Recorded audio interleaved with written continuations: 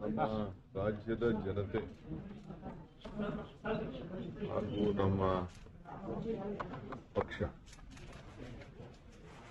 ನಮ್ಮ ಗುರುಗಳು ಎಲ್ಲರ ಅನುಗ್ರಹದಿಂದ ನಾನೇನು 45 ವರ್ಷ ಹೋರಾಟ ಮಾಡಿಕೊಂಡು ಅದಕ್ಕೆ ಫಲ ಸಿಕ್ಕಿದೆ. ಹಿಂದೆ ಭಾರತ್ ಜೋಡೋ ಸಂದರ್ಭ ಇರ್ಬೋದು, ನಮ್ಮ ಮೇಕೆದಾಟು, ನಮ್ಮ ನೀರು ನಮ್ಮ ಹಕ್ಕು ಹೋರಾಟ ಸಂದರ್ಭ ಇರ್ಬೋದು, ಹಾಗೆಲ್ಲ ಬಂದು ಇಲ್ಲಿ ಪ್ರಾರ್ಥನೆ ಮಾಡಿ ಹೋಗಿದ್ದಾರೆ. ಪ್ರಾರ್ಥನೆಗೆ ಫಲ ಸಿಕ್ಕಿದೆ. ತಾಯಿ ಕಾವೇರಿ 3 ವರ್ಷಕ್ಕೊಂದ್ಸತಿ ಈ ಒಂದು ತೊಂದರೆ ಆಗ್ತದೆ. ಅದು ಪ್ರಕೃತಿಯ ನಿಯಮ. ಆದರೂ ಕೂಡ ಇವತ್ತು ಇನ್ನ ಸಂಪೂರ್ಣವಾಗಿ ಕೆರೆಗಳು, ಡ್ಯಾಮ್ಗಳು ಇನ್ನ ತುಂಬಿಲ್ಲ. ತಮಿಳುನಾಡಿಗೆ ನೀರು ಬಿಡಬೇಕಾದ್ದು ಮತ್ತು ಕಾನೂನನ್ನು ಪಾಲನೆ ಮಾಡಬೇಕಾದ್ದು 2 ದೊಡ್ಡ ಸವಾಲಿದೆ. ಜೊತೆಗೆ ನಮ್ಮ ರೈತರನ್ನು ಕೂಡ ಬದುಕಿಸಬೇಕಾದ ಒಂದು ದೊಡ್ಡ ಸವಾಲು. ಖಂಡಿತ ರೈತರ ಹಿತ ಕಾಪಾಡ್ತೀನಿ, ನನ್ನ ಕರ್ತವ್ಯ ಕೂಡ. ಕುಡಿಯೋ ನೀರು ಇರ್ಬೋದು, ವ್ಯವಸಾಯಕ್ಕಿರ್ಬೋದು, ನಾವು ಡ್ಯಾಮ್ನಲ್ಲೇ ನೀರನ್ನ ನೋಡಿಕೊಂಡೇ ನಾವು ರೈತರಿಗೆ ಮಾರ್ಗದರ್ಶನವನ್ನು ಕೊಡಬೇಕು. ಇವತ್ತು ಇಲ್ಲಿಗೆ ಬಂದು ಒಳ್ಳೆ ಮಳೆ ಆಗಲಿ, ಮಳೆಯಿಂದ ಬೆಳೆ ಆಗಲಿ, ನಮ್ಮ ರೈತರಿಗೆ ಅನ್ನ ಸಿಕ್ಕಲಿ, ಅವ್ರ ಬದುಕು ಕಟ್ಕೊಳ್ಳಿ, ಕನ್ನಂಬಾಡಿ ಕಟ್ಟೆ ಅನ್ನದ ತಟ್ಟೆ, ಇದನ್ನ ಹೇಳಿ ಹಿಂದೆ ಕೂಡ ನಾನು ಕಾವೇರಿ ಪೂಜೆಯನ್ನು ನನಗೆ ವಿಶ್ವಾಸ ಇದೆ.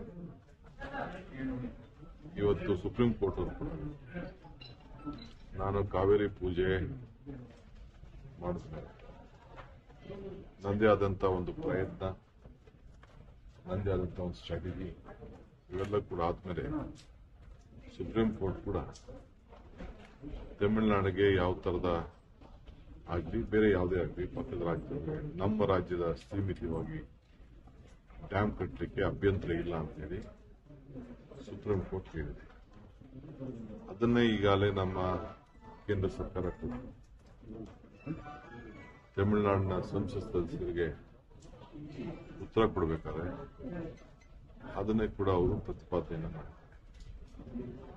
ನಾನು ಖಂಡಿತ ನಮ್ಮ ರಾಜ್ಯದ ಹಿತ, ಅದರಿಂದ ತಮಿಳುನಾಡಿಗೆ ಏನು ನಾವು 177.5 TMC ನೀರು ಕೊಡಬೇಕು, ಅದಕ್ಕೂ ಕೂಡ ಆ ಜಡ್ಜ್ಮೆಂಟ್ ಅಲ್ಲಿ ಬದ್ಧತೆಯನ್ನು ವ್ಯಕ್ತಪಡಿಸಿದೆ. ನಾವು ಅವ್ರಿಗೆ ಕಷ್ಟ ಕಾಲದಲ್ಲಿ ಬೇರೆ ಕಾನೂನಿದೆ, ಕಷ್ಟ ಕಾಲದಲ್ಲಿ ಬರಗಾಲ ಬಂದಂತಹ ಸಂದರ್ಭದಲ್ಲಿ ಅದಕ್ಕೊಂದು ನಿಯಮ ಇದೆ. ಈಗಾಗಲೇ ವಾಟರ್ ಮ್ಯಾನೇಜ್ಮೆಂಟ್ ಅಥಾರಿಟಿ ಏನಿದೆ ಅವರು ಕೂಡ ನಮಗೆ ಕೆಲವು ಮಾರ್ಗದರ್ಶನ ಕೊಟ್ಟಿದ್ದಾರೆ.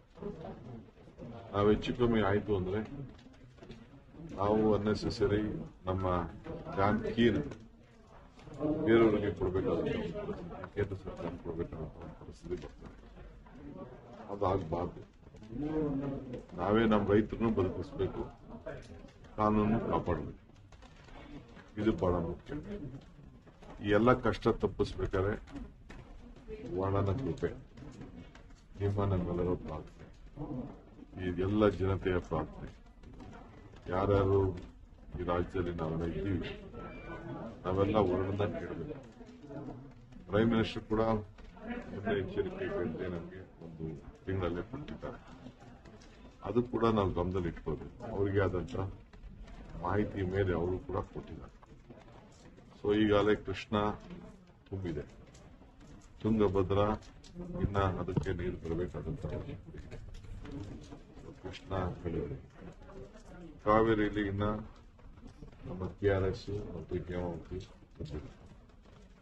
ಆ ದೃಷ್ಟಿಯಿಂದ ಇವತ್ತು ಬಂದು ನಾನು ಇಲ್ಲಿಗೆ ಬಂದು ಪ್ರಾರ್ಥನೆ ಮಾಡಬೇಕಾದ್ದು ನನ್ನ ಧರ್ಮ. ಇಲ್ಲಿ ಡೆಪ್ಟಿ ಕಮಿಷನರ್ಗೆ ಮತ್ತು ನಮ್ಮ ಮಂತ್ರಿಗೆ ಇನ್ನೊಂದು ವಿಶೇಷವಾದಂತಹ ಪೂಜೆ ಅವಶ್ಯಕತೆ. ಇದಲ್ಲದೆ ಕಿಗ್ಗಾಲಿ, ಶೃಂಗೇರಿ ಮಳೆಗೋಸ್ಕರ ಇರುವಂತಹ ಒಂದು ಐತಿಹಾಸಿಕವಾದಂತಹ ದೇವಸ್ಥಾನ ಇದೆ. ಅಲ್ಲೂ ಕೂಡ ನಮ್ಮ ಸ್ಥಳೀಯ ಶಾಸಕರಿಗೆ, ಯಾಕೆಂದ್ರೆ ನಾನು ಅಸೆಂಬ್ಲಿ ಇದೆ, ನನಗೆ ಹೋಗ್ಬೇಕು ಅಂತ ಆಸೆ, ನಮ್ಮ ಜಿಲ್ಲಾಧಿಕಾರಿಗಳಿಗೆ ಮತ್ತು ನಮ್ಮ ಧಾರ್ಮಿಕ ಮಂತ್ರಿಗಳಿಗೆ ಸೂಚನೆಯನ್ನು ಕೊಡ್ತೇನೆ. ಅಲ್ಲೂ ಹೋಗಿ ನಾವು ಪ್ರಾರ್ಥನೆ ಮಾಡೋಣ. ಪ್ರಾರ್ಥನೆ ಎರಡೂ ಕೂಡ ಈ ವಿಚಾರದಲ್ಲಿ ನಾವು ಮಾಡಬೇಕಾಗಿದೆ. ಈ ದಿಟ್ಟಿನಲ್ಲಿ ನಾನು ಇಲ್ಲಿಗೆ ಬಂದಿದ್ದೇನೆ.